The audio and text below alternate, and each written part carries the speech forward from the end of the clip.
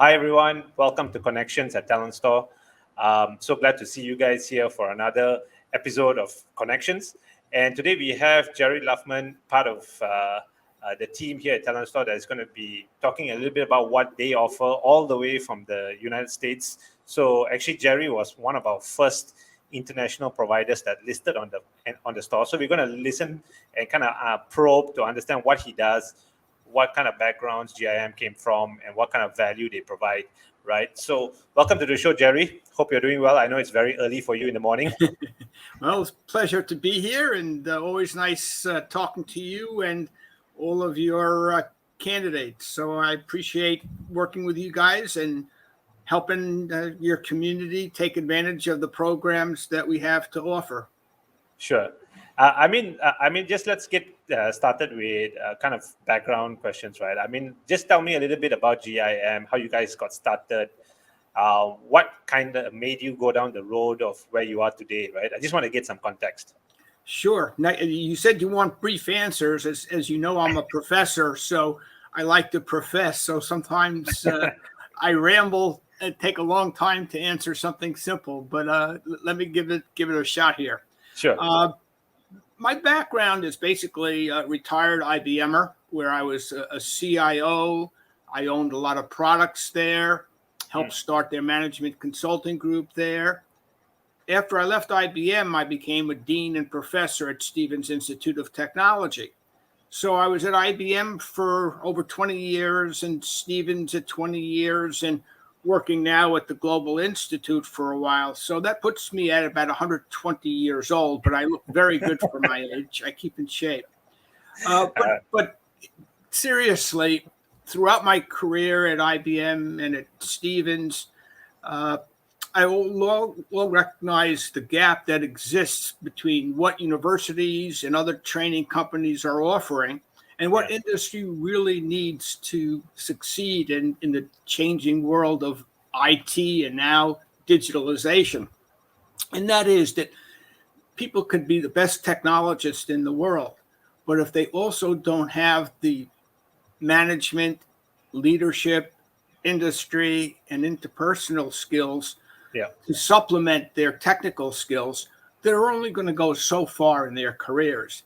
Sure. So our focus is basically to try and close the gap to prepare candidates not just to be technical people, which is fine and you can have a nice career, but to help them move ahead to become more leaders and managers and executives, whether they're in a commercial corporation or consulting company or service provider organization. They'll see that our programs are quite valuable. In addition, and then I'll stop, in today's world where every company is becoming a digital company, we're finding non-IT executives are hungry to find out what these emerging technologies are, what they need to do to ensure that their companies don't go out of business, and what their roles need to be to ensure these initiatives are successful. So we're finding an increased demand for these non-IT managers and senior level executives, including CEOs from the largest companies, are looking to take our programs because we can provide them in terms that they can appreciate and understand what these emerging technologies are and how they can be leveraged in their organization. So the opportunities are quite significant. So while there are thousands of companies out there that do technical training and do quite a good job, our focus is not on the technical training, although we do that. Our focus is more on the digital management leadership to help really prepare our candidates for an exciting career in information technology.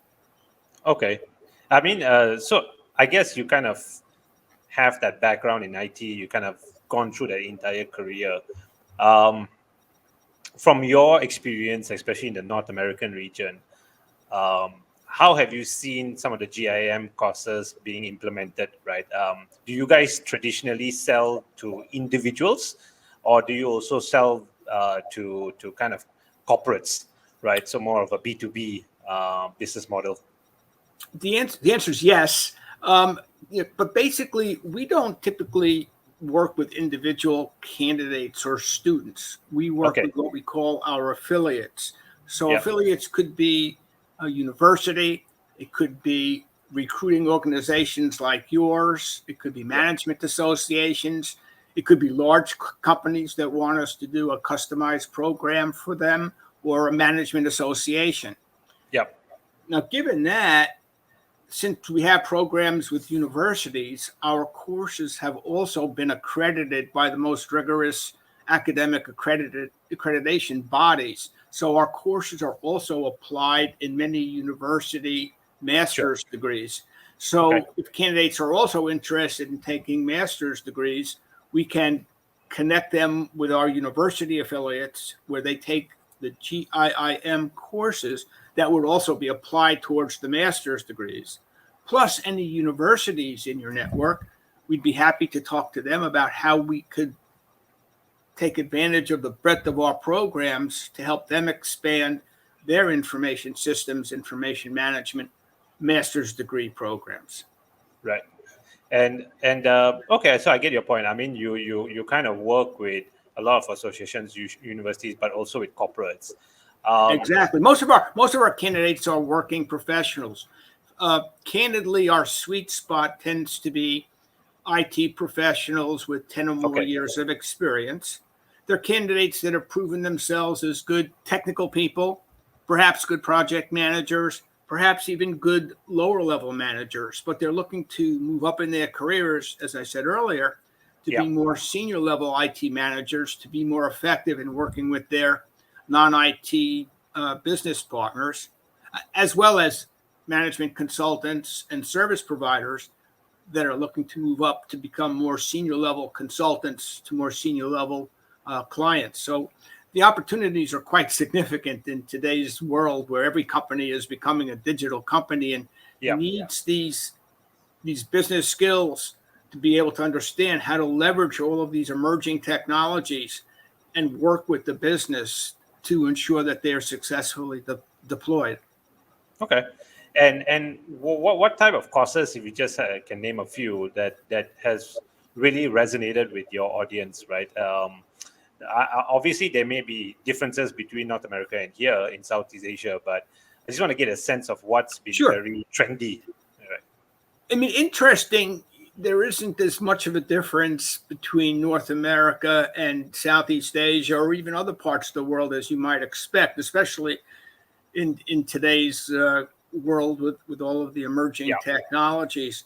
But again, the thing that differentiates us is our focus on the management of technology, not just the technology itself.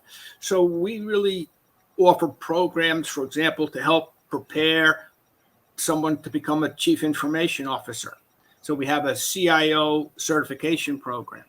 We've got some industry-oriented programs that focus on the specific use of emerging technologies in the specific industries, such as healthcare, pharmaceutical, financial services, retail, etc. And then there are the popular technologies, obviously, that are out there, like AI and blockchain and leveraging data, and the ever emerging concern of cybersecurity. But again, the programs that we're offering focus on those technologies, but more on the management of those technologies to ensure that they're successfully deployed, not just a vendor product technical set of skills, but the skills people need to really become more effective and have a better career in digitalization.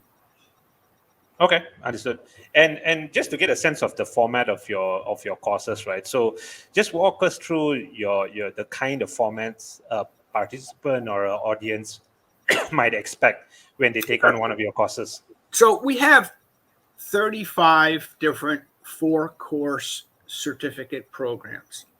All 35 of the programs are available live, whether they're live face-to-face or live online like you and I are now. Each course, because we're offering them also as part of university master's degrees, we basically have a format or baseline structure that has each course being offered in about 40 hours, which is what is required for accreditation.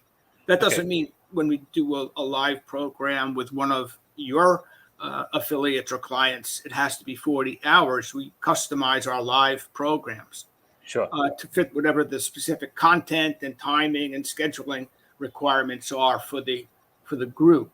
So that's what the 35 4-course certificates, all available live.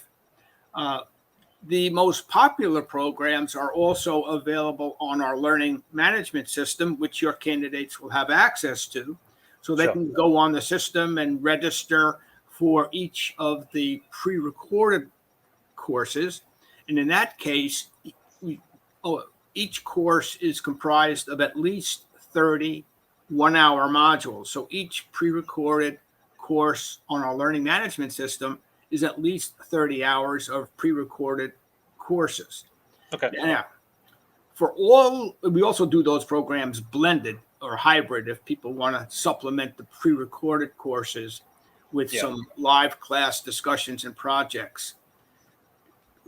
Whenever we do a live program, whether the entire program is live or it's a blended hybrid program, the proof of learning is basically done by having candidates apply the content of the course to their current job or job that they aspire to attain. So this way, they're really taking the learning experience and applying it to a real world environment. And they can leverage it when they go back to their office to try and implement. For candidates to take just the asynchronous pre-recorded courses, there is an examination that people take online at the end of each course. So we have, again, a demonstrated proof of learning. And at the end of the programs, candidates get a GIIM certificate. And in addition to the GIIM certificate, depending on which program they take, candidates will also be awarded a globally recognized certification with different globally recognized certifying organizations. And it varies based on which program they take. And obviously, if candidates also want to go for a master's degree, they also get a master's degree. So they can get a master's degree, a GIM certificate, and a globally recognized certification. So I guess one of the big value adds that I can see is really that certification element right at the end. A question I have for you is, how has the response been doing some of the courses virtually versus physically, right? You're talking about quite intensive technical training. How has the response been doing it virtually? Do you see the same level of engagement, same level of completion rates? Just to give you a couple of Well, again, just to correct the little statement that you made, one of the statements you made. We're not doing technical training. We're doing management education. So it's different than technical training. Receptivity is really high because, again, nobody offers the breadth of the digital management education programs that we provide. And our faculty basically is a who's who of leading academicians as well as experienced practitioners working in concert to deliver the program. So candidates get a good balance of academic rigor and real world focus in each of the courses that they take. As far as receptivity of the online programs, we strongly urge candidates to do a blended delivery model at a minimum, because we find the class discussions really help supplement the pre-recorded lectures. That being said, for candidates that either can't afford or don't have access to a hybrid delivery model, the online programs unto themselves are quite valuable and provide candidates with a really good base of knowledge to help them improve in their career aspirations. All right. I mean, so then if I'm thinking like a customer, right? If I'm a customer, a corporate that comes on the platform, I see one of your products or one of your services. A question I might have is, can this really be embedded into the organizations or the client's LMS platform, right? Sometimes clients do come to us with questions about whether the content can be onboarded onto their LMS. Is that something that you guys do within The GIIM? answer, yeah, we get that question all the time. So, for example, even with some of the largest universities in the world that use our programs, what we do, rather than put our content on their LMS, we provide a seamless link from the client into our LMS. So the students, the candidates wouldn't even know that they left the organization system as they take the respective courses. Now, naturally, if we do a live online program, we'd be happy to use the client's LMS or broadcasting network to make the courses available to candidates. But the pre-recorded courses, we provide everybody with their own registration link and a seamless connection between the company and GIIM. Okay. All right. Got it. And I mean, one of the last few questions I have is really around the value proposition, right? So like what you mentioned, you guys focus a lot on the management side of things related to IT. I mean, definitely, I would assume that there are a lot of competitors out there. How do you really differentiate? Is it very much on the basis of that accreditation, or is there something else that the course offers that really gives you an edge, right? That clients should be interested in signing on. No, good question. So like I said, nobody comes close to having the breadth of digital management education programs that we have, which is why so many, for example, even some of the better universities take advantage of the programs that we offer that they currently don't offer to help expand their master's degrees. So number one is the breadth of our offerings.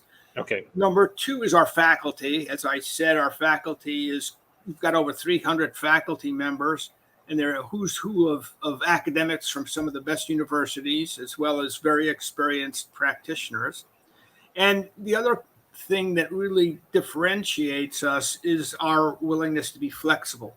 So whenever we do a live program, whether it's live face-to-face, live online, or a hybrid blended model, we always customize it to meet the specific client's objectives and the background of the students, candidates who are taking the program.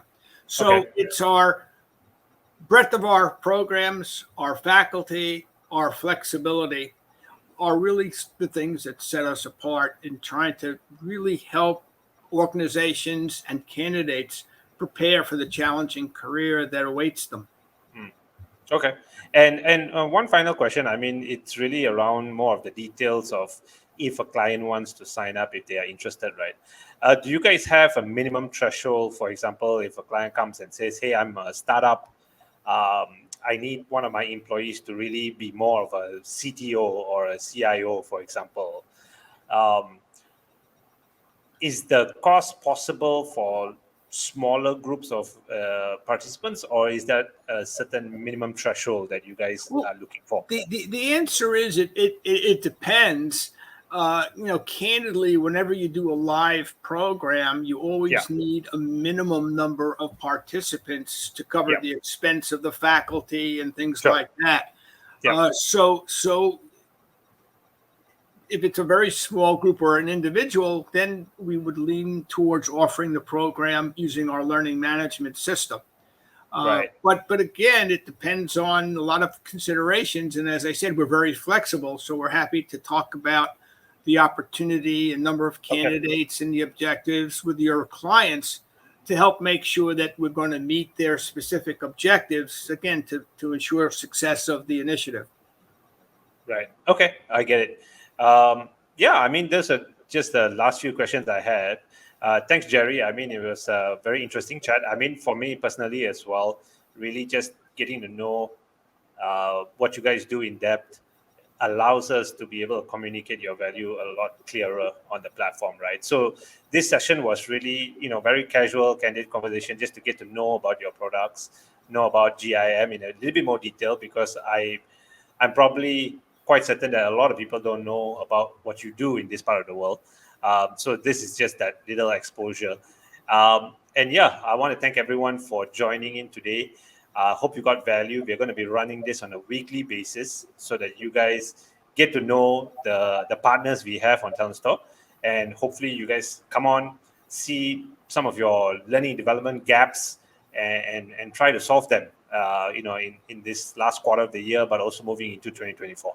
So thank you so much for your time. Thanks, Jerry. Thanks for tuning in so early in the morning. Appreciate it. And hopefully we have a very strong 2024.